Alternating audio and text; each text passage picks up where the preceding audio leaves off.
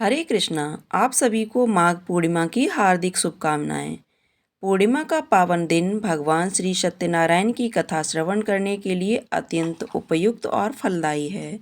यह दिन विशेष रूप से भगवान के आशीर्वाद से हर पाप से मुक्ति पाने, संकटों का नाश करने और जीवन में सुख शांति के वास के लिए श्रेष्ठ माना गया है।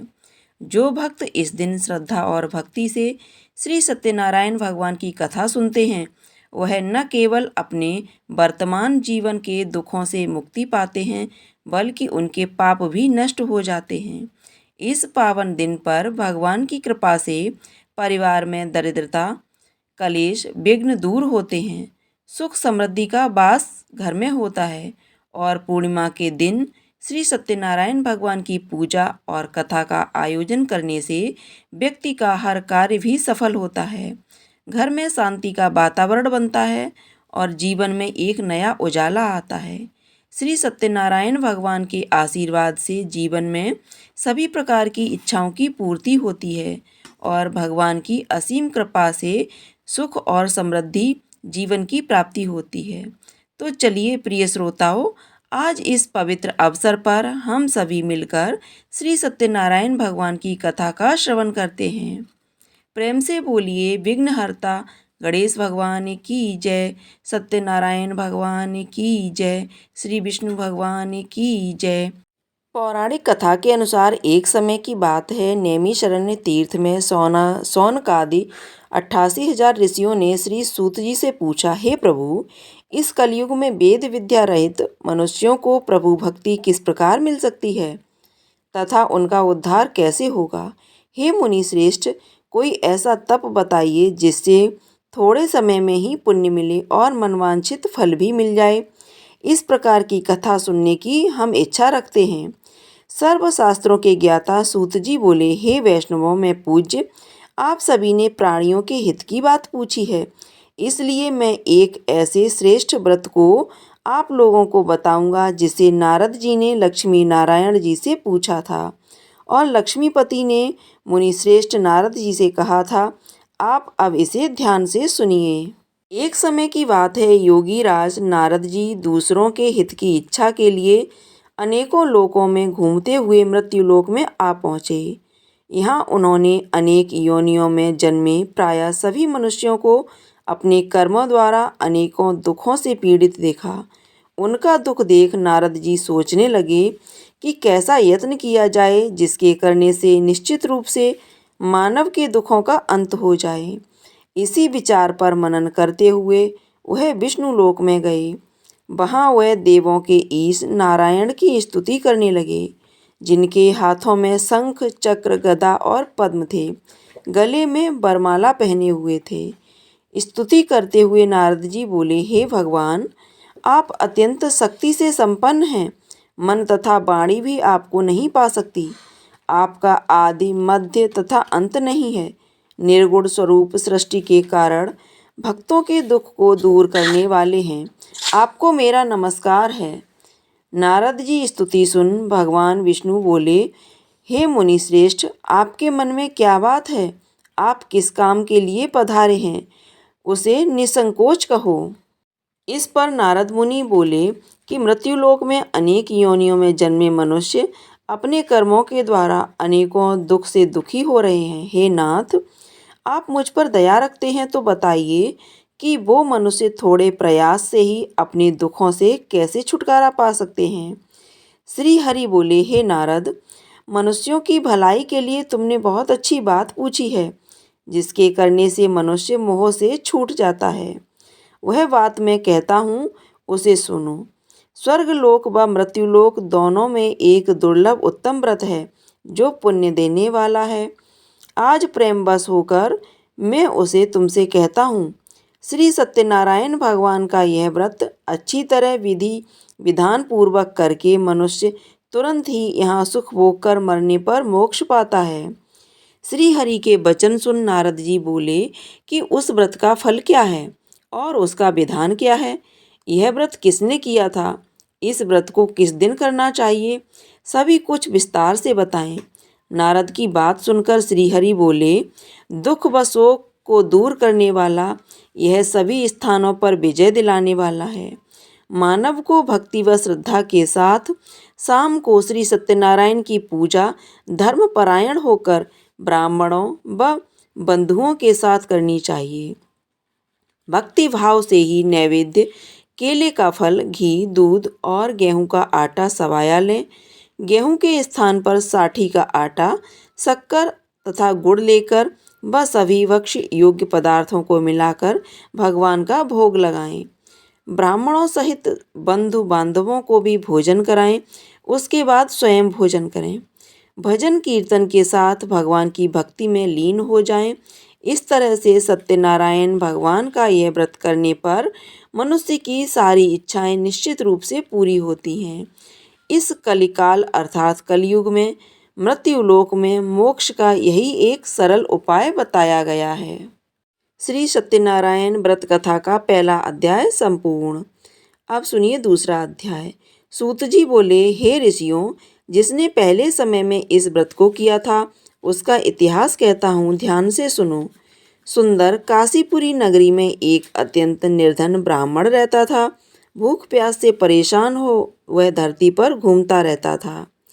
ब्राह्मणों से प्रेम करने वाले भगवान ने एक दिन ब्राह्मण का वेश धारण कर उसके पास जाकर पूछा, हे विप्र, नित्य दुखी होकर तुम पृथ्वी पर क्यों घूम रहे हो?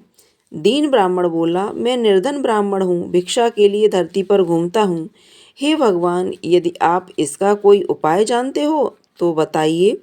वृद्ध ब्राह्मण कहता है कि सत्यनारायण भगवान मनोवांछित फल देने वाले हैं, इसलिए तुम उनका पूजन करो। इसे करने से मनुष्य सभी दुखों से मुक्त हो जाता है। वृद्ध ब्राह्मण बनकर आए सत्यनारायण भगवान उस निर्धन ब्राह्मण को व्रत का सारा विधान बताकर अंतर्ध्यान हो गए। ब्राह्मण मन ही मन सोचने लगा कि जिस व्रत को वृद्ध ब्राह्मण करने को कह गया है, मैं उसे जरूर करूँगा। यह निश्चय करने के बाद उसे रात में नींद नहीं आई। वह सवेरे उठकर सत्यनारायण भगवान के व्रत का निश्चय कर भिक्षा के लिए चला गया। उस दिन निर्धन ब्राह्मण को भिक्षा में बहुत धन मिला, जिससे उसने बंधु बांधवों के साथ मिलकर श्री सत्यनारायण भगवान का व्रत संपन्न किया। भगवान सत्यनारायण का व्रत संपन्न करने के बाद वह निर्धन ब्राह्मण सभी दुखों से छूट गया और अनेक प्रकार की संपत्तियों से युक्त हो गया। उसी समय से यह ब्राह्मण हर माह इस व्रत को करने लगा। इस तरह से सत्यनारायण भगवान के व्रत को जो मनुष्य करेगा वह सभी प्रकार के पापों से छूटकर मोक्ष को प्राप्त होगा। जो मनुष्य इस व्रत को करेगा वह सभी दुखों से मुक्त हो जाएगा। सूत जी बोले कि इस तरह से नारद जी से नारायण जी की कहा हुआ श्री सत्यनारायण व्रत को मैंने तुमसे कहा। हे विप्र, मैं अब और क्या कहूँ? ऋषि बोले, हे मुनिवर, संसार में उस विप्र से सुनकर और किस किसने इस व्रत को किया, हम सब इस बात को सुनना चाहते हैं। इसके लिए हमारे मन में श्रद्धा का भाव है। सूत जी बोले, हे मुनियों, जिसने इस व्रत को किया है वे सब सुनो। एक समय वही विप्र धन व ऐश्वर्य के अनुसार अपने बंधु बांधवों के साथ इस व्रत को करने को तैयार हुआ। उसी समय एक लकड़ी बेचने वाला बूढ़ा आदमी आया और लकड़ियां बाहर रखकर अंदर ब्राह्मण के घर में गया। प्यास से दुखी हो वह लकड़हारा उनको व्रत करते देख विप्र को नमस्कार कर पूछने लगा कि आप यह क्या कर रहे हैं? तो उन्होंने बताया कि व्रत कर रहा हूँ तथा इसे करने का क्या फल मिलेगा, कृपया मुझे भी बताएं। ब्राह्मण ने कहा कि सब मनोकामनाओं को पूरा करने वाला यह सत्यनारायण भगवान का व्रत है। इनकी कृपा से ही मेरे घर में धन धान्य आदि की वृद्धि हुई है। विप्र से सत्यनारायण व्रत या कथा के बारे में जानकर लकड़हारा बहुत प्रसन्न हुआ।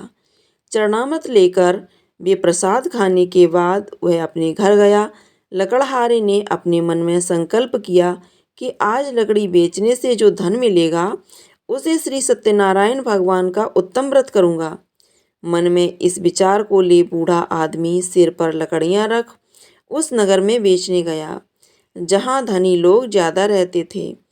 उस नगर में उसे अपनी लकड़ियों का दाम पहले से 4 गुना अधिक मिला। बूढ़ा प्रसन्नता के साथ दाम लेकर केले, शक्कर, घी, दूध, दही और गेहूं का आटा ले सत्यनारायण भगवान के व्रत की अन्य सामग्रियां लेकर अपने घर गया। वहां उसने अपने बंधु बांधवों को बुलाकर विधि विधान से सत्यनारायण भगवान का पूजन और व्रत किया। इस व्रत के प्रभाव से वह बूढ़ा लकड़हारा धन, पुत्र आदि से युक्त होकर संसार के समस्त सुख भोग कर अंतकाल में वैकुंठ धाम को चला गया। श्री सत्यनारायण व्रत कथा दूसरा अध्याय संपूर्ण। बोलिए श्री सत्यनारायण भगवान की जय। सूत जी बोले, हे श्रेष्ठ मुनियों, अब आगे की कथा कहता हूँ। पहले समय में उल्कामुख नाम का एक बुद्धिमान राजा था। वह सत्यवक्ता और जितेंद्रिय था। प्रतिदिन देव स्थानों पर जाता और निर्धनों को धन देकर उनके कष्ट दूर करता था। उसकी पत्नी कमल के समान मुख वाली तथा सती साध्वी थी। भद्रशिला नदी के तट पर उन दोनों ने श्री सत्यनारायण भगवान का व्रत किया। उसी समय साधु नाम का एक वैश्य आया। उसके पास व्यापार करने के लिए बहुत सा धन भी था। राजा को व्रत करते देखकर वह विनय के साथ पूछने लगा, हे राजन, भक्तिभाव से पूर्ण होकर आप यह क्या कह रहे हैं? मैं इसे सुनने की इच्छा रखता हूँ, तो आप मुझे बताएं। राजा बोला, हे साधु, अपने बंधु बांधवों के साथ पुत्रादि की प्राप्ति के लिए एक महान शक्तिमान श्री सत्यनारायण भगवान का व्रत व पूजन कर रहा हूँ। राजा के ऐसे वचन सुन साधु आदर से बोला, हे राजन, मुझे इस व्रत का सारा विधान कहिए। आपके कथा अनुसार मैं भी इस व्रत को करूँगा। मेरी भी संतान नहीं है और इस व्रत को करने से निश्चित रूप से मुझे संतान की प्राप्ति होगी। राजा से व्रत का सारा विधान सुन व्यापार से निवृत्त हो वह अपने घर गया। साधु वैश्य ने अपनी पत्नी को संतान देने वाले इस व्रत का वर्णन कह सुनाया और कहा कि जब मेरी संतान होगी तब मैं इस व्रत को करूँगा। साधु ने इस तरह के वचन अपनी पत्नी लीलावती से कहे। एक दिन लीलावती पति के साथ आनंदित हो सांसारिक धर्म में प्रवृत्त होकर सत्यनारायण भगवान की कृपा से गर्भवती हो गई। 10वें महीने में उसके गर्भ से एक सुंदर कन्या ने जन्म लिया। दिनों दिन वह ऐसे बढ़ने लगी जैसे कि शुक्ल पक्ष का चंद्रमा बढ़ता है। माता पिता ने अपनी कन्या का नाम कलावती रखा। एक दिन लीलावती ने अपने मीठे शब्दों में अपने पति को याद दिलाया कि आपने सत्यनारायण भगवान के जिस व्रत को करने का संकल्प किया था उसे करने का समय आ गया है। आप इस व्रत को करिए। साधु बोला कि हे प्रिय, इस व्रत को मैं उसके विवाह पर करूँगा। इस प्रकार अपनी पत्नी को आश्वासन देकर वह नगर को चल पड़ा। कलावती पिता के घर में रह वृद्धि को प्राप्त हो गई। साधु ने एक बार नगर में अपनी कन्या को सखियों के साथ देखा तो तुरंत ही दूत को बुलाया और कहा कि मेरी कन्या के योग्य वर देखकर आओ। साधु की बात सुनकर दूत कंचन नगर पहुंचा और वहां देखभाल कर लड़की के सुयोग्य बड़े पुत्र को ले आया। सुयोग्य लड़के को देख साधु ने बंधु बांधवों को बुलाकर अपनी पुत्री का विवाह कर दिया। लेकिन दुर्भाग्य की बात ये कि साधु ने अभी भी श्री सत्यनारायण भगवान का व्रत नहीं किया। इस पर श्री भगवान क्रोधित हो गए और शाप दिया कि साधु को अत्यधिक दुख मिले। अपने कार्य में कुशल साधु बनिया जमाई को लेकर समुद्र के पास स्थित होकर रत्नसारपुर नगर गया। वहां जाकर दामाद ससुर दोनों मिलकर चंद्रकेतु राजा के नगर में व्यापार करने लगे। एक दिन भगवान सत्यनारायण की माया से एक चोर राजा का धन चुराकर भाग रहा था। उसने राजा के सिपाहियों को अपना पीछा करते देख चुराया हुआ धन वहां रख दिया जहां साधु अपने जमाई के साथ ठहरा हुआ था। राजा ने सिपाहियों से साधु वैश्य के पास राजा का धन पड़ा देखा तो वह ससुर जमाई दोनों को बांधकर प्रसन्नता से राजा के पास ले गए और कहा कि उन दोनों चोरों को हम पकड़ लाए हैं, आप आगे की कार्रवाई की आज्ञा दें। राजा की आज्ञा से उन दोनों को कठिन कारावास में डाल दिया गया और उनका सारा धन भी उससे छीन लिया गया। श्री सत्यनारायण भगवान से शाप से साधु की पत्नी भी बहुत दुखी हुई। घर में जो धन रखा था उसे चोर चुरा ले गए। शारीरिक तथा मानसिक पीड़ा व भूख प्यास से अति दुखी हो अन्न की चिंता में कलावती के ब्राह्मण के घर गई। वहां उसने श्री सत्यनारायण भगवान का व्रत होते देखा। फिर कथा भी सुनी। वह प्रसाद ग्रहण कर वह रात को घर वापस आई। माता ने कलावती से पूछा कि हे पुत्री, अब तक तुम कहाँ थीं? तेरे मन में क्या है? कलावती ने अपनी माता से कहा, हे माता, मैंने एक ब्राह्मण के घर में श्री सत्यनारायण भगवान का व्रत देखा है। कन्या के वचन सुन लीलावती भगवान के पूजन की तैयारी करने लगी।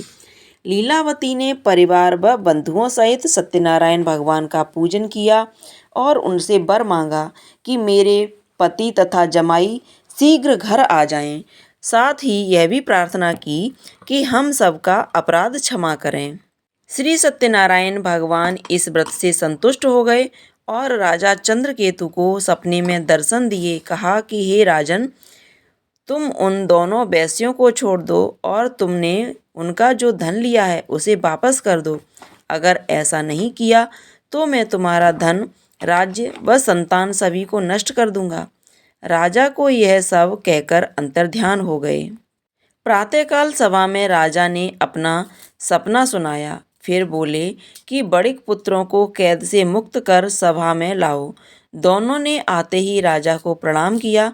राजा मीठी वाणी में बोला, हे महानुभाव, भाग्यवश ऐसा कठिन दुख तुम्हें प्राप्त हुआ है, लेकिन अब तुम्हें कोई भय नहीं है। ऐसा कह राजा ने उन दोनों को नए वस्त्र आभूषण भी पहनाए और जितना धन उनका लिया था उससे दोगुना धन वापस कर दिया। दोनों वैश्य अपने घर को चल दिए। श्री सत्यनारायण कथा का तीसरा अध्याय संपूर्ण। बोलिए श्री सत्यनारायण भगवान की जय। सूत जी बोले, वैश्य ने मंगलाचार कर अपनी यात्रा आरंभ की और अपने नगर की ओर चल दिए। उनके थोड़ी दूर जाने पर एक दंडी वेशधारी श्री सत्यनारायण ने उनसे पूछा, हे साधु, तेरी नाव में क्या है? अभिवाणी बड़े हंसता हुआ बोला, हे दंडी, आप क्यों पूछते हो? क्या धन लेने की इच्छा है? मेरी नाव में तो बेल व पत्ते भरे हुए हैं। वैश्य के कठोर वचन सुन भगवान बोले, तुम्हारा वचन सत्य हो। दंडी ऐसे वचन कह वहां से दूर चले गए। कुछ दूर जाकर समुद्र के किनारे बैठ गए। दंडी के जाने के बाद साधु वैश्य ने नित्य क्रिया के पश्चात नाव को ऊंची उठते देखकर अचंभा किया और मान गए। नाव में बेलपत्ते आदि देख वह मूर्छित हो जमीन पर गिर गए। मूर्छा खुलने पर वह अत्यंत शोक में डूब गया। तब उसका दामाद बोला कि आप शोक न मनाएं, यह दंडी का शाप है, इसलिए हमें उनकी शरण में जाना चाहिए, तभी हमारी मनोकामना पूरी होगी। दामाद की बात सुनकर वह दंडी के पास पहुंचा और अत्यंत भक्तिभाव नमस्कार कर बोला, मैंने आपसे जो असत्य वचन कहे थे उनके लिए मुझे क्षमा दें। ऐसा कहकर महान शोकातुर हो रोने लगा। तब दंडी भगवान बोले, हे बड़े पुत्र, मेरी आज्ञा से बार बार तुम्हें दुख प्राप्त हुआ है। तू मेरी पूजा से विमुख हुआ। साधु बोला, हे भगवान, आपकी माया से ब्रह्मा आदि देवता भी आपके रूप को नहीं जानते, तब मैं अज्ञानी कैसे जान सकता हूँ? आप प्रसन्न होइए। अब मैं सामर्थ्य के अनुसार आपकी पूजा करूँगा। मेरी रक्षा करो और पहले के समान नौका में धन भर दो। साधु वैश्य के भक्तिपूर्वक वचन सुनकर भगवान प्रसन्न हो गए और उसकी इच्छानुसार वरदान देकर अंतर्ध्यान हो गए। ससुर जमाई जब नाव पर आए तो नाव धन से भरी हुई थी। फिर भी वहीं अपने अन्य साथियों के साथ सत्यनारायण भगवान का पूजन कर अपने नगर को चल दिए। जब नगर के नज़दीक पहुँचे तो दूत को घर पर खबर देने के लिए भेज दिया। दूत साधु की पत्नी को प्रणाम कर कहता है कि मालिक अपने दामाद सहित नगर के निकट आ गए हैं। दूत की बात सुन साधु की पत्नी लीलावती ने बड़े हर्ष के साथ सत्यनारायण भगवान का पूजन कर अपनी पुत्री कलावती से कहा कि मैं अपने पति के दर्शन को जाती हूँ, तू कार्य पूर्ण कर शीघ्र आ जा। माता के ऐसे वचन सुन कलावती जल्दी में प्रसाद छोड़ अपने पति के पास चली गई। प्रसाद की अवज्ञा के कारण श्री सत्यनारायण भगवान रुष्ट हो गए और नाव सहित उसके पति को पानी में डुबो दिया। कलावती अपने पति को वहां न पाकर रोती हुई जमीन पर गिर गई। नौका को डूबा हुआ देख व कन्या को रोता देख साधु दुखी होकर बोला कि हे प्रभु, मुझसे तथा मेरे परिवार से जो भूल हुई है उसे क्षमा करें। साधु के दीन वचन सुनकर श्री सत्यनारायण भगवान प्रसन्न हो गए और आकाशवाणी हुई कि हे साधु, तेरी कन्या मेरे प्रसाद को छोड़कर आई है, इसलिए उसका पति अदृश्य हो गया है। यदि वह घर जाकर प्रसाद खाकर लौटेगी तो उसे उसका पति अवश्य मिलेगा। ऐसी आकाशवाणी सुन कलावती घर पहुंचकर प्रसाद खाती है और फिर आकर अपने पति के दर्शन करती है। उसके बाद साधु अपने बंधु बांधवों सहित श्री सत्यनारायण भगवान का विधि विधान से पूजन करता है। इस लोक का सुख भोग कर वह अंत में स्वर्गलोक जाता है। श्री सत्यनारायण व्रत कथा का चौथा अध्याय संपूर्ण। बोलिए श्री सत्यनारायण भगवान की जय। सूत जी बोले, हे ऋषियों, मैं और भी एक कथा सुनाता हूँ, उसे भी ध्यान पूर्वक सुनो। प्रजा पालन में लीन तुंगध्वज नाम का एक राजा था। उसने भी भगवान का प्रसाद त्याग कर बहुत ही दुख सहन किया। एक बार वन में जाकर वन्य पशुओं को मारकर वह बड़ के पेड़ के नीचे आया।